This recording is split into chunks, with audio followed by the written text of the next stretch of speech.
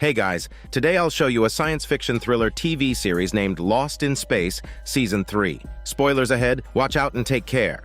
Previously on last season, Judy opened the hatch and drifted into an empty spaceship. She became excited yet nervous, only to find it was the Fortuna, which was the spacecraft of her biological father, Grant, but it was missing for 20 years. The landing pod was nowhere to be found. Cautiously, she approached the cockpit and started the control panel, then connected her communicator in hopes of detecting the missing landing pod via radar. Just then, something appeared behind her, a deceased astronaut. According to the name tag on the spacesuit, she had been an expert on this ship, though the cause of her death remained unknown. Judy turned back to investigate what had happened on the ship and where the crew might have gone. She accessed the ship's surveillance footage, which showed crew members still in cryogenic stasis.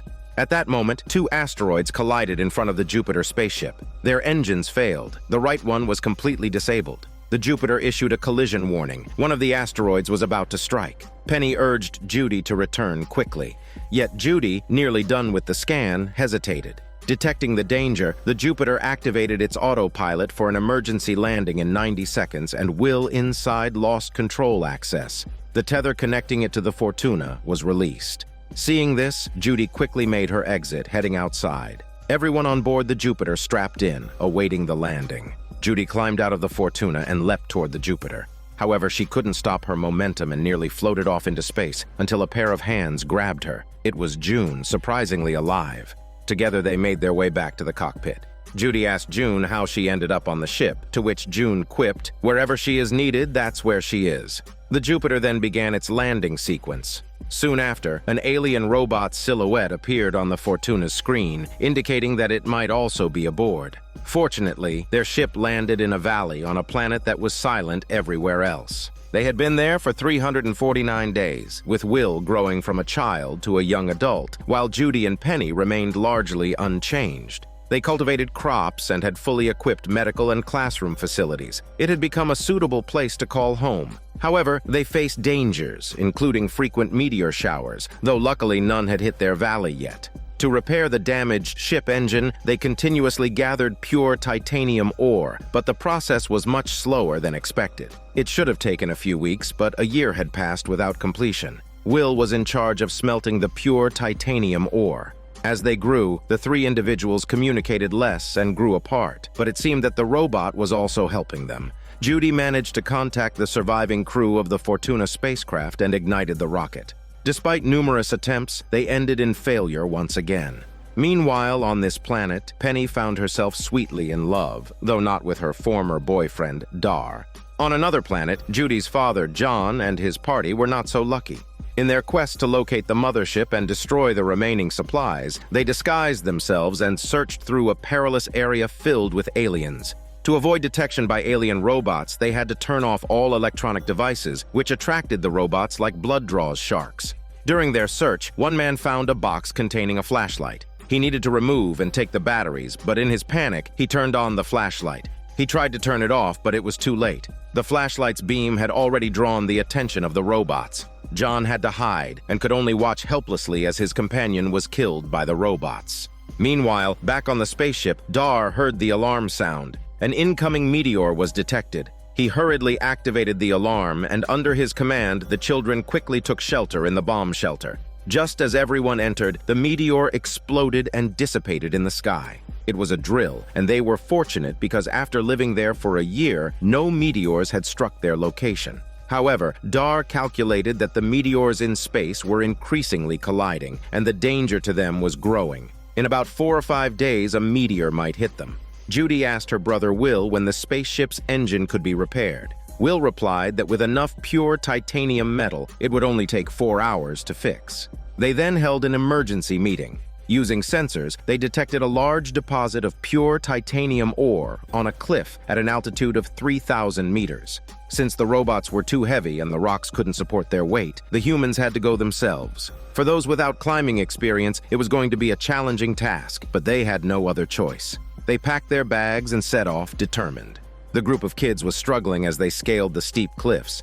Judy led the way at the front. Will noticed a little bug scurrying out of a hole, which Penny found adorable. Her new boyfriend thought Penny was a bit odd for this, but Dar found it charming, hinting at a somewhat complex interplay of relationships among the trio. They needed to reach their destination before nightfall, so they hurriedly continued their climb, while the robot watched from below, seemingly burdened with a sense of guilt. June at the camp suspected that the robot was hiding something. As night fell, they pitched their tents precariously on the cliff edge, leading to a sleep filled with chills. The next day, they resumed their ascent.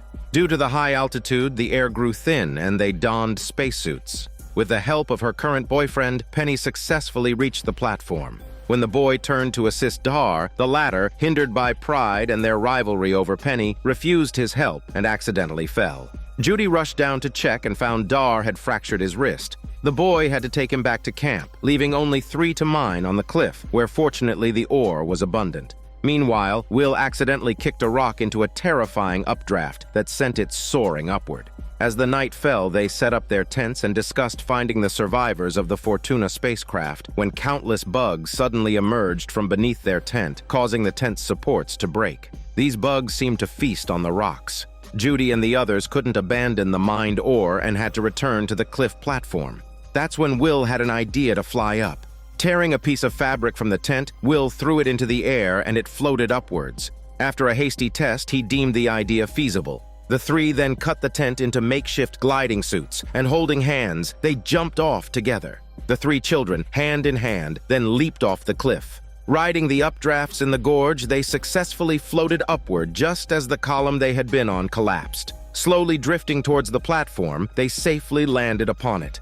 To help Judy find the survivors of the Fortuna and her biological father, Penny handed her a signal receiver. Judy continued her solo climb to find the survivors, while Will and Penny took the mined pure titanium back to camp. Upon returning to the workshop, Will was confronted by June, who had discovered the significant loss of pure titanium and accused him of the theft. Will didn't explain, but admitted to it and asked her to keep it quiet. Later, Will confronted his pet robot because he knew the titanium hadn't been stolen by him. The robot admitted to taking it, claiming it was helping him. It believed staying here was safest, but Will, feeling he was no longer a child, wanted to face the dangers alone and asked the robot to trust him. Judy had just reached the mountain summit when she switched on her signal receiver, and to her amazement, she actually received a signal. Meanwhile, not far away, the robot noticed a meteorite falling. It seemed to sense something and approached a cave that had been created by the meteorite's impact. When it emerged, it beheld a magnificent ruin before its eyes. Meanwhile, John and his team had gathered supplies and returned to their makeshift base, constructed from several spacecraft connected together. They stayed near this star because the heat it emitted caused photovoltaic interference, perfect for hiding from alien robot surveys. They were now in a meeting discussing how to retrieve an alien engine and an alien robot to operate it if they wanted to find their children. John mentioned that while the alien robots didn't oppose them, they weren't welcoming either. If they tried to take the engine that belonged to the alien robots, an attack would be imminent. However, these parents, having been separated from their children for a year, were desperate to see them. Back at the spaceship, Don had become part of the management team. He was still alive, along with his pet chicken, and there were many more chickens now on the ship. Don, standing in front of a cage, chatted with his pet chicken. Seeing him joke, a colleague asked him if he could tell which one is his. Don replied affirmatively. Everyone was busy with spaceship repairs, and Maureen had joined them to help. Back in their room, John and Maureen were downhearted, missing their 3 children and wondering how they were faring and if they would ever be reunited. At the mountaintop, Judy found a landing pod from the missing Fortuna spacecraft. She hurriedly opened the pod door and entered, finding several cryopods inside. She approached the one at the very back, wiped the glass, and discovered that it was her biological father, Grant, who she had never met after her birth. She initiated the awakening process, which warned of a malfunction in the plasticity program. The pod door opened randomly, and she hurried to perform a rescue.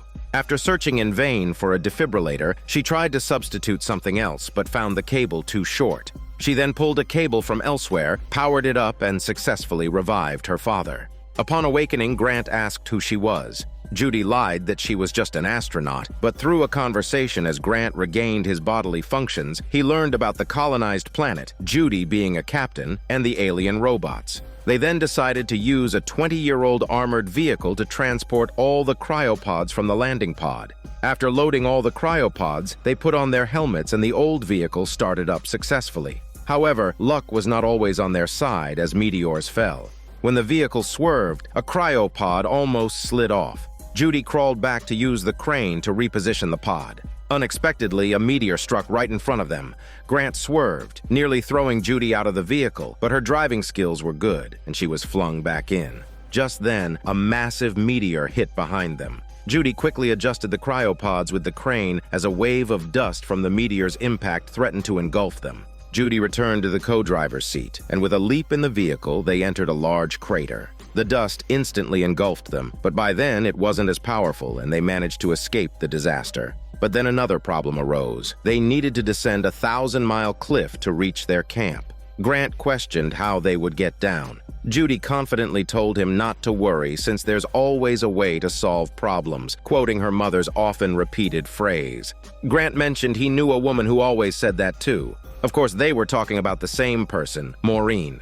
At that moment, Judy also gathered the courage to reveal that she was his biological daughter, the result of his love with Maureen. After more than 20 years, father and daughter had finally met and recognized each other. The spaceship was navigating through a storm-ridden planet, engulfed by both thunder and sandstorms. This was the desolate planet where the three of them had arrived, on a mission to recover the alien robot that had been destroyed by their commander. To ensure the robot would obey them upon revival, Maureen brought an electromagnetic device. Together, they set off in an armored vehicle. The search mission was assigned to John and Don, while Maureen handled the support. As the spaceship's door opened, the two men stepped into the midst of the storm. They hadn't gone far when Don lost his bearings due to a signal disruption. Neither Maureen nor John could reach him. Just then, Maureen spotted a light. It turned out to be John, who had just disappeared from view. Under Maureen's guidance, they found the cloth that once covered the robot, but there was no sign of the robot itself. Their search was fruitless. They had no choice but to return home. Elsewhere, Penny and her new boyfriend were deep in conversation when Penny touched a stone and her hair stood on end from static electricity. She suspected alien technology might be hidden behind it. Rushing back to fetch Will, they returned and together touched the wall, experiencing the same reaction. June followed them and stood guard outside, while Will and Penny discovered a cave with a secret world inside. Will found a footprint similar to that of a robot. Feeling the danger, Penny thought it best to leave but accidentally triggered a door to close by touching something. June outside was startled by the movement. As Will and Penny embraced in helplessness, they heard metallic knocking on the door. Their tension peaked until the door suddenly opened. It was June coming to their rescue. Just then, another door opened, revealing the robot that had been missing for 2 days. The robot led Will to a magnificent ruin, confirming it was indeed the alien robot's manufacturing site, though its creators were long gone.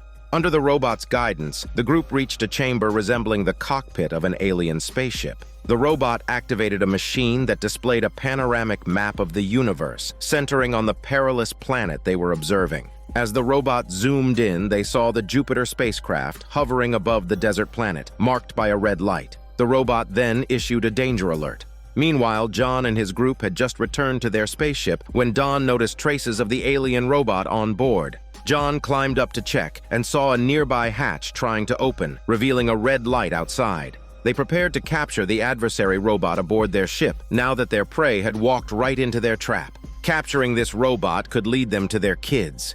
After a long and fruitless search, success now seemed within effortless reach. As the robot approached, they coordinated their efforts. Don connected the wires while Maureen lured the robot. Hiding in the hall, Maureen pressed the door switch, trapping the robot. Don powered up the circuit, and John approached with a magnetic device. Just as the robot was about to attack Maureen, the robot with Will activated its communication device, emitting a blue light. Maureen's robot did the same, and Maureen's voice suddenly emanated from it, leaving Will and his group bewildered. Just as John was about to electrocute the robot, Maureen recognized it as the scarecrow alien and urgently told John to stop. With the hatch opening, the scarecrow was released, Will's robot sent to assist them. With the two robots, they expressed their longing for each other, even using the robots as a medium to exchange hugs. Will explained that the spaceship had deviated from its course and did not reach the colony planet, but they could soon repair the engine and head to the colony planet.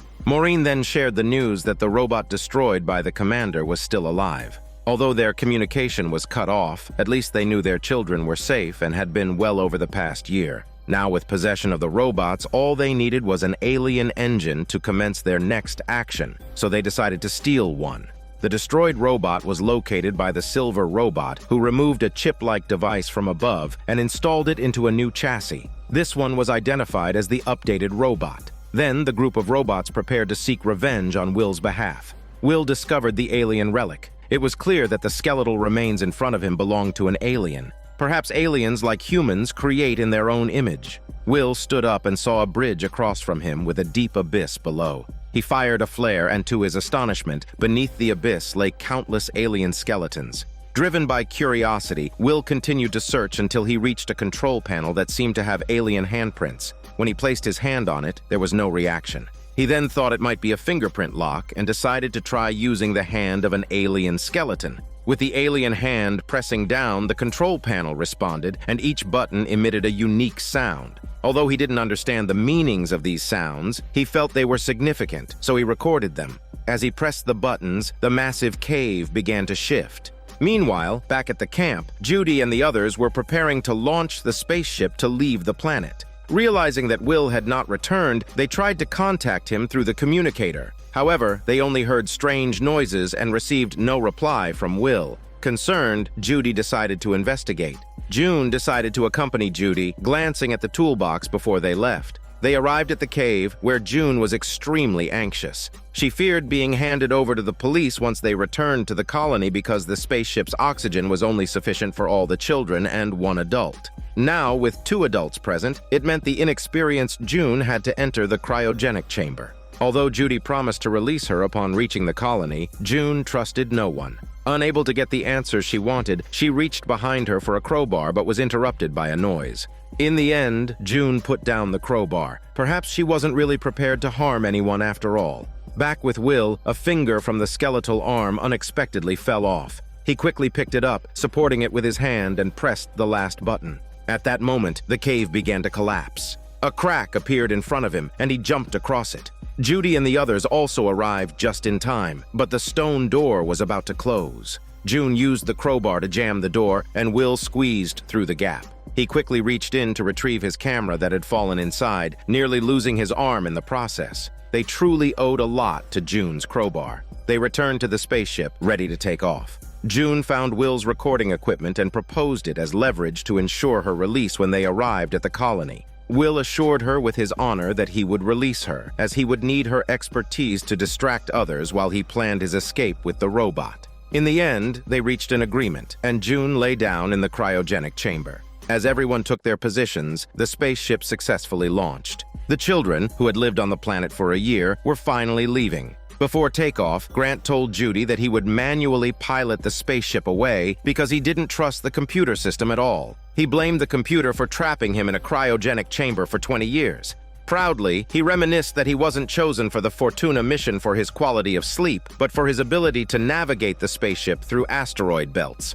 With everyone ready, the spaceship successfully lifted off under Grant's control and soon reached the asteroid belt. His piloting skills were impressive as he expertly maneuvered through the asteroids, although occasionally scraping against a few. Just as Grant announced they were about to clear the asteroid belt, the computer signaled a deviation from the course. Judy suggested following the computer's navigational advice, but the stubborn Grant chose to continue piloting manually. His skills, however, seemed less formidable now as he kept scraping against more asteroids. Seeing this, Judy unbuckled her seatbelt, rebooted the autopilot system, which was developed by her mother, Maureen, and chose to trust her mother's technology. Under computer control, the spaceship realigned with the correct course, but they were then faced with a massive planet directly ahead. It was too late to adjust the course, and just as a collision seemed imminent, 2 meteorites struck, miraculously creating a large hole through which the spaceship passed safely. Impressed by Judy's decisiveness and the reliability of the computer system, Grant announced that Judy was now the new captain. Meanwhile, on another planet, Maureen and others, led by the Scarecrow, were scouting the terrain, planning to steal an engine from alien robots. Through a telescope, they observed 12 alien robots picking up parts from their companions. The Scarecrow took a couple of stones, indicating he could handle 2 robots, leaving the rest to the team. They then returned to their spaceship to modify their armored vehicle, stripping it of unnecessary parts to speed it up. While the scarecrow was busy inside the spaceship, John noticed suspicious activities. After the scarecrow left, John investigated and Maureen arrived, discovering that the commander's records had been accessed. It seemed the scarecrow was trying to regain its lost memories, but its actions did not reassure John, who still distrusted it. Consequently, John handed Maureen prepared electromagnetic equipment to take with her when accompanying the scarecrow. When Maureen and the scarecrow reached their destination, Maureen decided to confront him openly, activating the electromagnetic device, only to find it sabotaged by the scarecrow at some point. Perhaps the scarecrow, due to its past experiences, couldn't fully trust the humans either. Meanwhile, two men triggered the armored vehicle while listening to music, attracting a horde of alien robots. To lighten the vehicle, its cooling system was also removed, leaving Dawn to manually cool it with coolant fluid. As the robots pursued them under heavy fire, the vehicle barely escaped being hit. Seeing the robots leave, the scarecrow also jumped down and quickly reached the alien spaceship, looked around, and then entered. After a long wait with no sign of him, an impatient Maureen climbed down the rocks to investigate. By then, John had used up the last bottle of coolant, and the vehicle was about to stall. Inside the spaceship, lights flickered and robot parts fell out as the scarecrow finally emerged, having successfully obtained the alien engine. Maureen, seeing this, was overjoyed and moved forward to greet him. However, as the vehicle slowed, the alien robots maintained their distance, not catching up as expected. They received no signal from Maureen, and when they stopped, so did the robots. John then realized they had been lured away by a diversion. Just as Maureen was about to fire a signal flare, she was distracted by a sound from the scarecrow. Robots emerged from underground, quickly capturing him without much resistance. Maureen watched from a distance as the updated robot used a spike to access the scarecrow's memories. The spaceship then took off with the scarecrow aboard. When John and the others returned, they questioned Maureen about what happened. Maureen explained that the scarecrow had been taken by the updated robot and had not betrayed them. He had intended to bring them home, representing their last hope. The updated robot was now gripping the scarecrow tightly. The scarecrow's head was being clutched fiercely as it struggled in its final moments. Gradually, the scarecrow extended its arms, and surprisingly, Will's robot did the same. Then, a miniature map of the planet was displayed. Astoundingly, the scarecrow was remotely controlling the robot. As the image zoomed in, everyone discovered that the connected circle of spaceships, known as the Jupiter, was indeed their father's current hiding place. As the robot adjusted its position, an alien spaceship appeared nearby. At that moment, the scarecrow's neck was twisted and broken. Will's robot reacted in the same way. As the light faded from the scarecrow's face, its life ended. Will's robot bowed its head, seemingly overwhelmed with sorrow. Will asked if it was because the scarecrow was gone. The robot stared blankly at Will, who was also deeply saddened, and then turned and walked away in distress. Back at the spaceship camp, John and the others relayed the news of the scarecrow's capture. Furthermore, the updated robot, having accessed the scarecrow's memories, surely knew their current location. Fortunately, the children's whereabouts were still unknown to the enemy. Otherwise, the alien spaceship would have already been heading their way.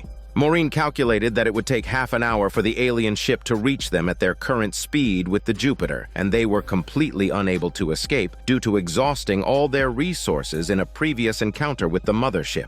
Deciding that they might not survive, they resolved to protect the children and the colony planet. They began to destroy all information regarding the colony's location on board the ship to prevent the alien robots from learning it. Then, they set out to find the children who were en route to the colony planet. Everyone began to act, burning and shredding what they could on the ship.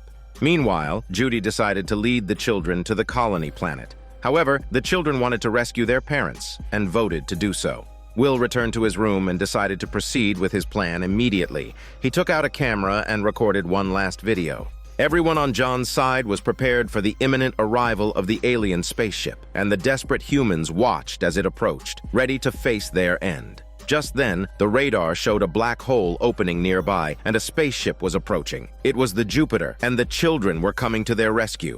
Upon seeing this, the updated robot immediately changed course to pursue. John quickly ordered the launch of their ship to rescue the children, but just then, a voice came through asking them to halt. It was Judy, piloting the Fortuna, which had been missing for 20 years, now approaching them. The children on Jupiter were now aboard the Fortuna. As the Fortuna docked with their ship, they finally reunited with their children after a year apart. It turned out that Jupiter had been on autopilot, luring the alien robot away. As Will emerged, his family was finally together again. They decided to take advantage of the alien robot being diverted and activate the black hole to head to the colony planet. Maureen also spotted her old flame, Grant, whom she hadn't seen in 20 years, but there was no time for long conversations. As everyone prepared to leave, Will stopped the pod containing June, then boarded the Fortuna and shared his plan with the robot. After everyone else had left, the robot would close the black hole rift. They would stay behind. Will intended to escort everyone to the colony planet, then leave with the alien engine and the robot to ensure the colony's safety. By then, only Will and the robot would remain to end this once and for all. Meanwhile, the updated robot had caught up to Jupiter, only to find it had been deceived. The robots have also opened a black hole here. Just then, Will hastily released June and their plan commenced. A fleet of spaceships charged towards the black hole, with June initiating her actions to divert everyone's attention. Will sneaked away and was just about to board the Fortuna when a fleet of alien spaceships arrived. The previously recorded audio came in handy at this moment. An explosion sent Will flying, but he was quickly pulled back by his father. Resigned, he was unable to execute his plan and had no choice but to sit down obediently. As John started the spaceship, it entered the black hole along with the Fortuna, but the alien spaceships followed closely. They couldn't head to the colony planet. John instructed the robots to teleport them randomly to another planet. As the robots swiped, everything spun wildly. When they emerged from the black hole, the Fortuna, along with the ships of the alien robots, lost power and plunged downwards. They decided to activate the seat ejectors. As each was ejected, Maureen and Judy discovered that their ejectors were jammed. Suddenly, a giant creature began devouring the spaceship. Only the head of the creature was visible. If the entire creature was exposed, how big would it be? Inside the spaceship were two women, trapped because of the failed seat ejectors. They were Maureen and Judy. Their biggest problem now was that Maureen's seat thruster was still active. The propulsion system was cracked, and strictly speaking, Maureen was sitting on a landmine. Because it was gravity activated, it would be safe as long as she didn't move. But moving would cause it to explode instantly. Those who successfully ejected survived but were scattered. Penny and John landed together. To avoid detection by alien robots, they discarded their communicators.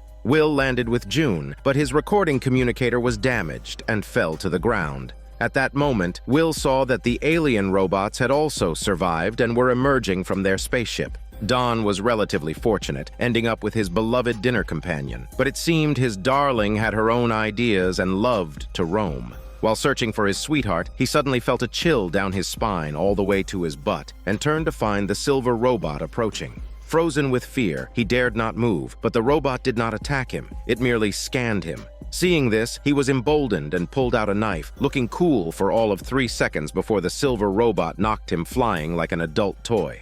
John found the Fortuna. Luckily, due to the crash, all power to the Fortuna was cut off, rendering it undetectable by the alien robots. Here, they successfully located Will's robot, but it was stuck. John hurried to find tools to rescue the robot, while Penny thought this scene was similar to when Will first met the robot. She asked the robot how Will had rescued it back then. The robot pointed to her waist pack. It was indeed the rope saw. But danger was imminent. An alien worm was moving along the power line.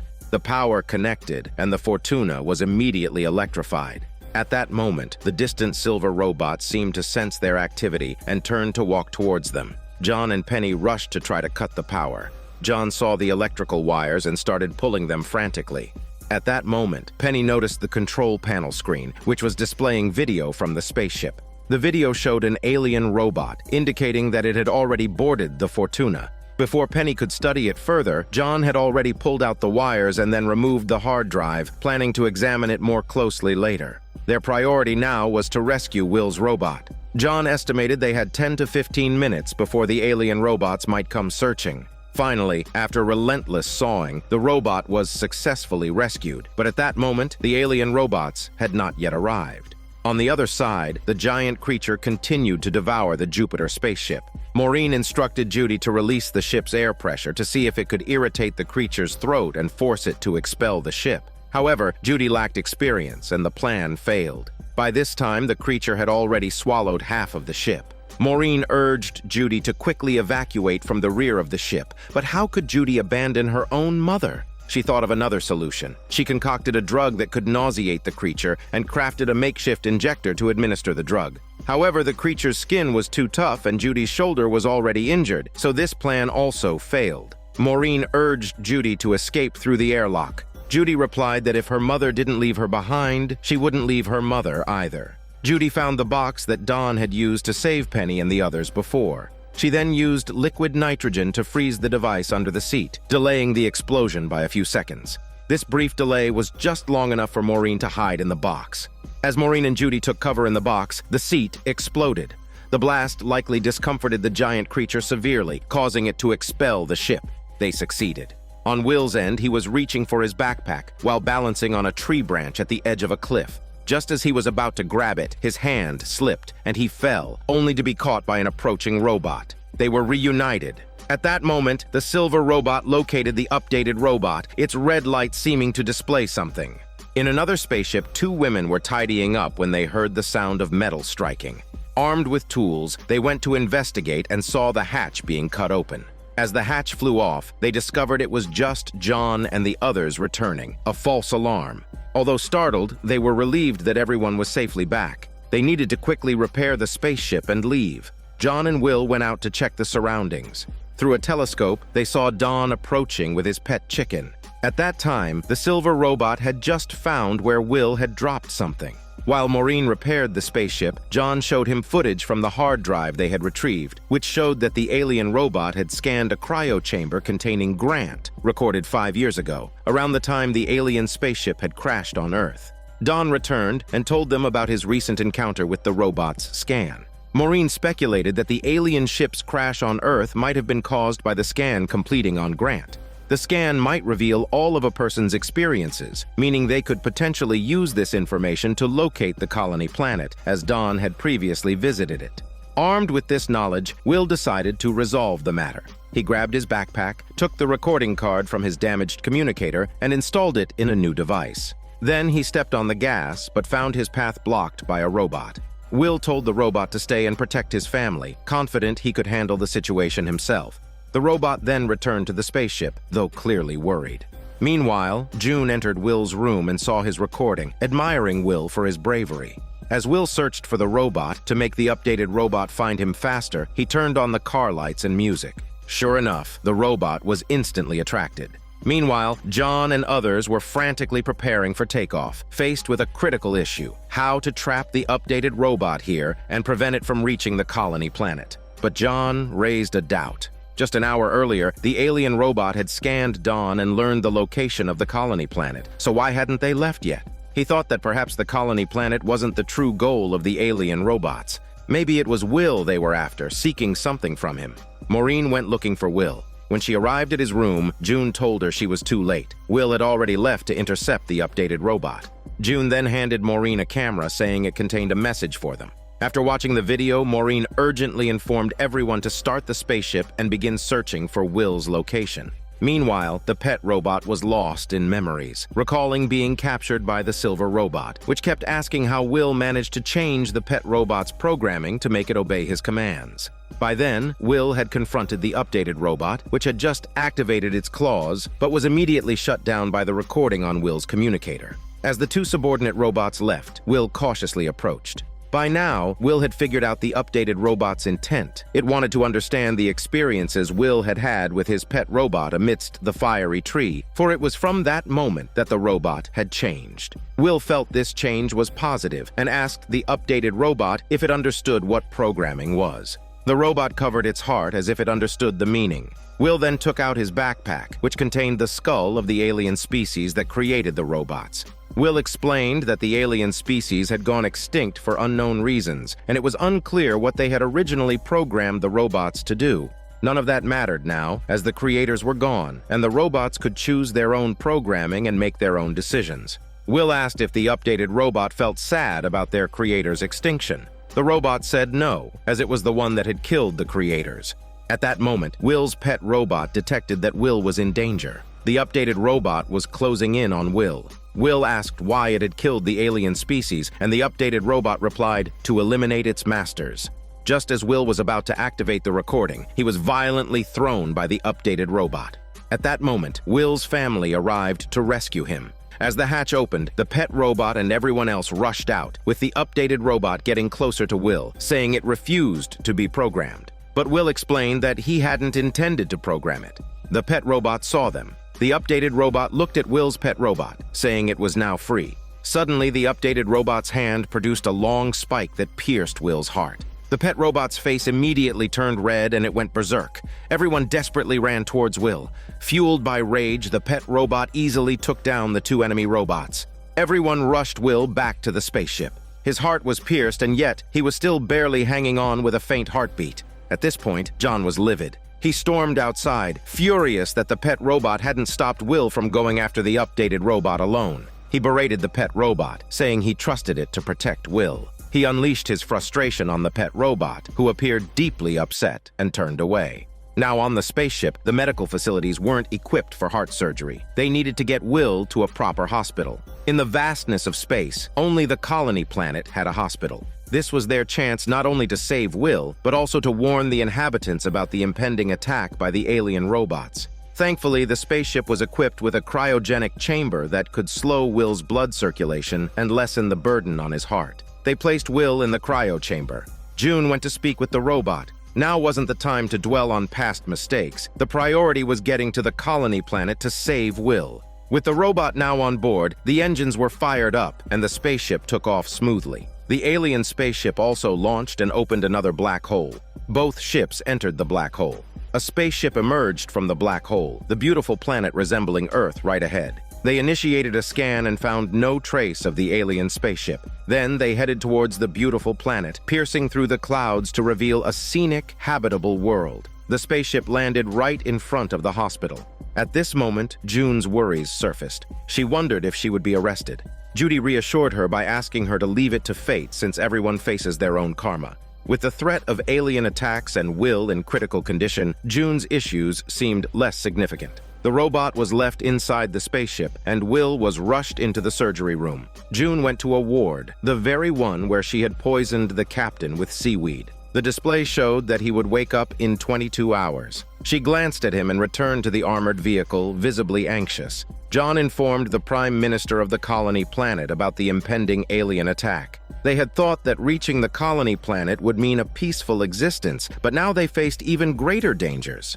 They realized that in their focus on ensuring the energy supply was uninterrupted, they had neglected to build a defense system. Later, at the colony's command center, Maureen noticed discrepancies in the data. The colony's energy production was partly unaccounted for. This led John to think of something. They went to the colony's prison to find a doctor who had been imprisoned. They informed the doctor about the alien robot's imminent attack on the colony. The doctor acknowledged the severity of the situation and admitted that they had secretly built an electromagnetic field to counter unknown threats. To access the defense system's password, they needed to release him and prove his innocence to the Prime Minister, restoring his freedom and former position. He was now the only one who knew the password, since those who knew it had been eliminated. When the broadcast announced the doctor's release, the robot aboard the ship detected the danger and immediately signaled a warning. John accompanied the doctor to retrieve the password for the defense system. Just then, John seemed to notice a red light moving outside. It was the enemy robot. He immediately went outside to investigate, while the doctor started searching for the defense system's password. John cautiously searched the woods but found nothing. That's when he heard a noise behind him and hurried back. After John returned, he discovered that the guards had already fallen, lifeless.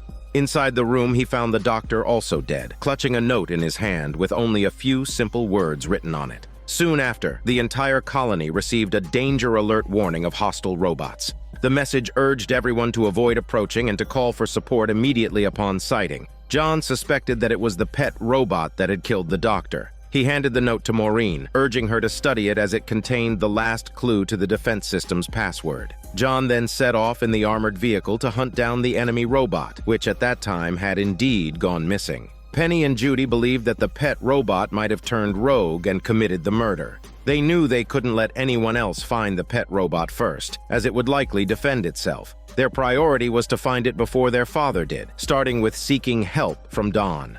Upon finding Don, he initially refused to help, stating that he couldn't engage in illegal activities. Penny warned him that if he was discovered knowing about their plan and did nothing to stop them, he would be in trouble.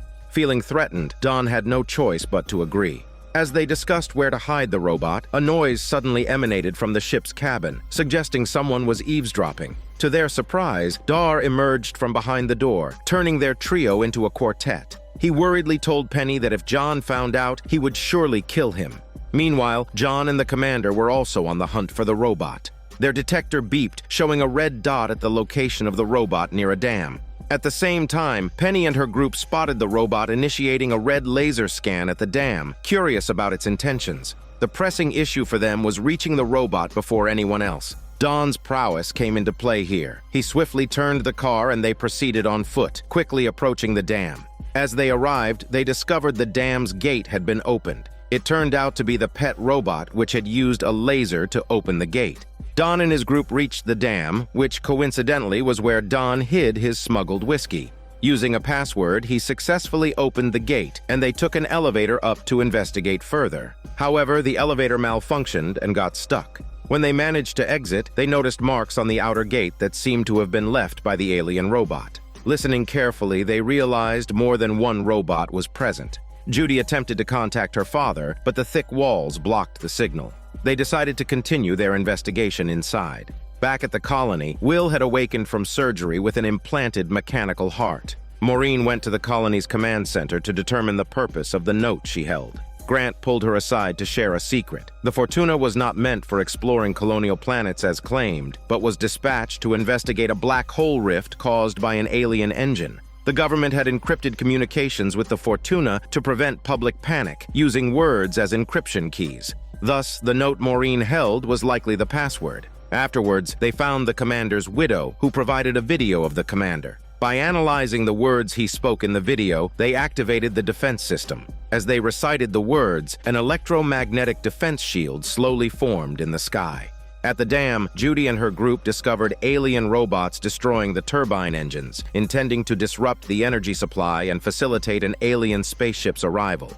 Don thought of a plan to destroy the turbine's governor, causing an explosion that would eliminate the enemy robots. The remaining 2 turbines would still meet the colony's energy needs. Judy, claiming it was a family matter since Don was also family, took on the risky task of diving into the water. As Judy approached the pool, an enemy robot emerged from the water, advancing towards her with its claws extended. Suddenly, the pet robot arrived, followed by John, who pulled Judy back to safety. Only the pet robot remained, facing the gathering enemy robots. It cleverly smashed the water tank, flushing the enemy robots out. It turned out that another enemy robot had killed the doctor, attempting to frame Will's pet robot and create division. The pet robot had intercepted the enemy and saved everyone. John moved forward and asked if there were only these enemy robots around. The pet robot confirmed that was indeed the case. Afterwards, they headed back to the camp. Along the way, Dar made a sort of confession to Penny. He told her she was more special than she thought. He felt she shouldn't be so self-conscious and aspire to be with a strong, heroic figure because Penny was a hero in her own right.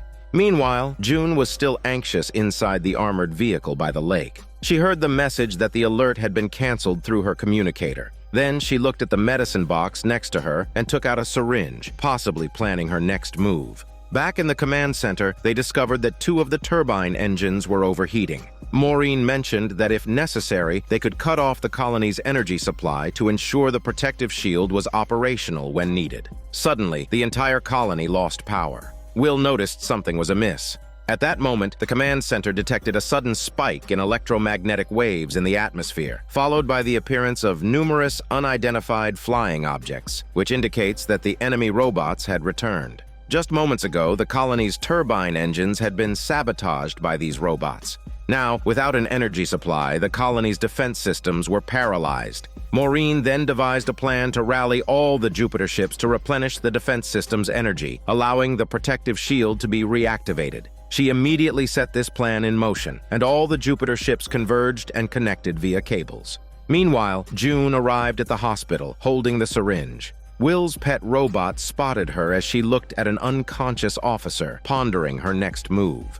Back in the command center, Maureen received a communication from June, asking if they could survive this ordeal. She assured June they would. Convinced by his response, June entered the room with the syringe, intending to sacrifice the officer to clear her own name and continue living in the colony under her current identity. Just as she was about to inject, the pet robot appeared and said it could help her, and then reached out, asking her to hand over the syringe.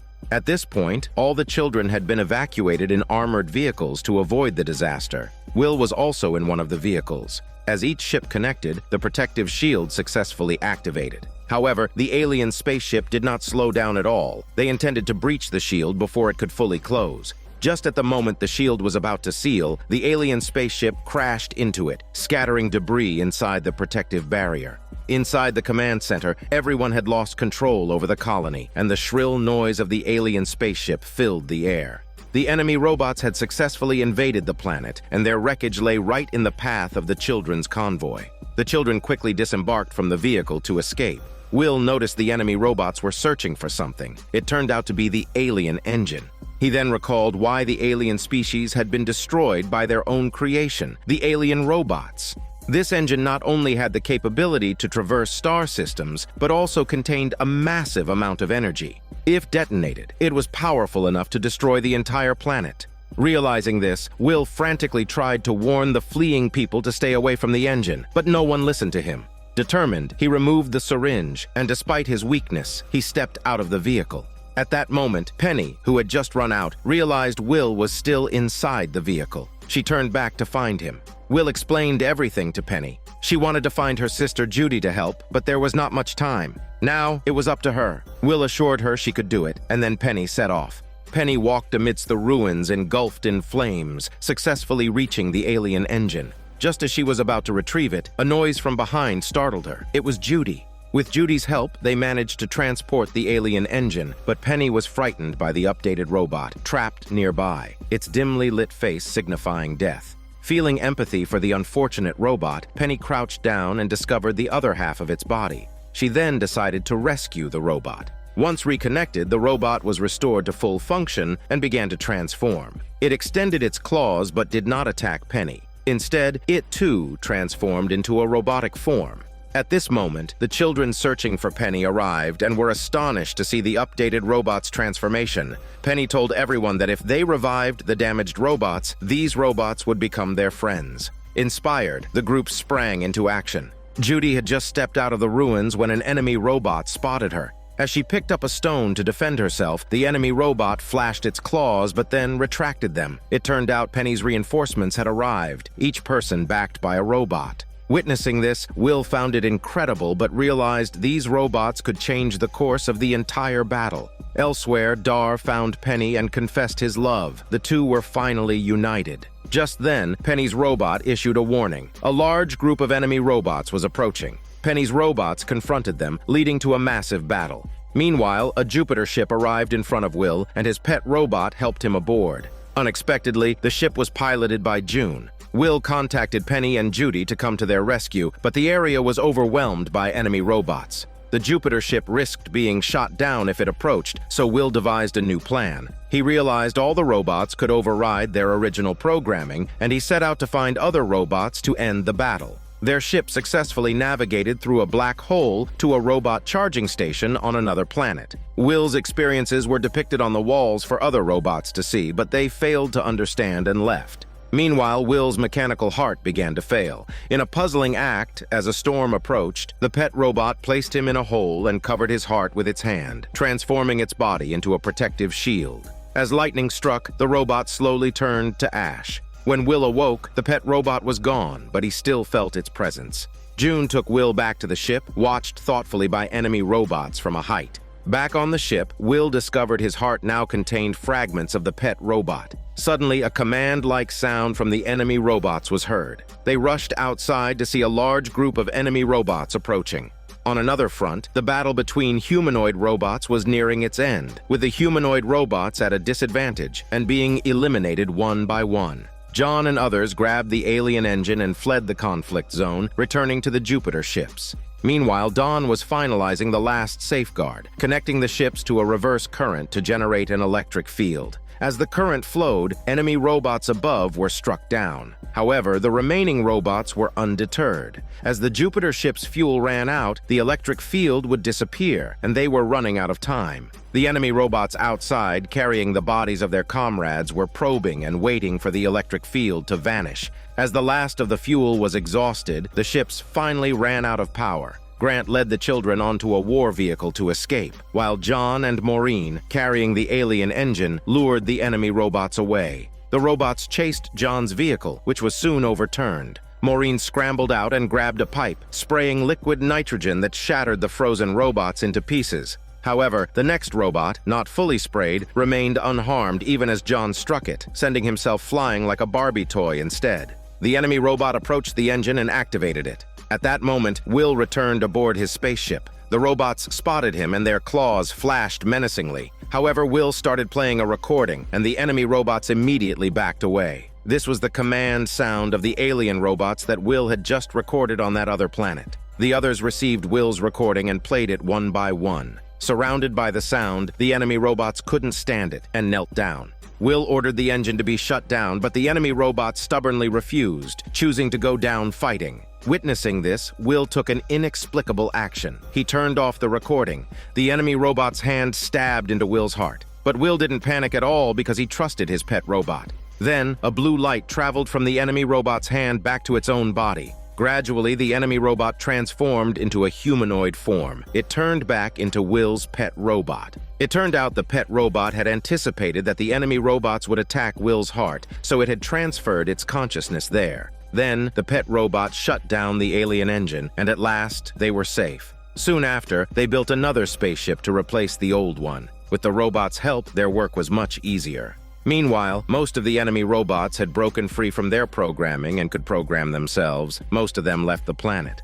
Judy officially became a doctor, and June found the officer and chose to surrender. She was then imprisoned. Maureen visited her and told her that she hoped she would join their family after her release. Will then began his journey of cosmic exploration, his companion being the pet robot. They discovered a beautiful, previously undiscovered planet. With that, the entire drama comes to an end.